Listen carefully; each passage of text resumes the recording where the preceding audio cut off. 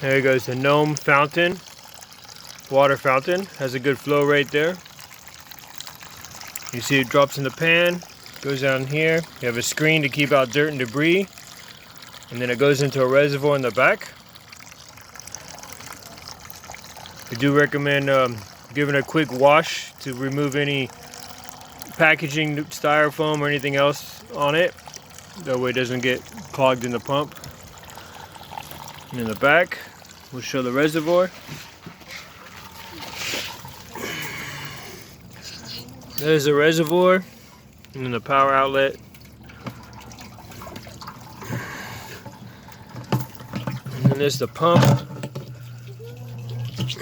There's the intake right there, and then it goes out the top.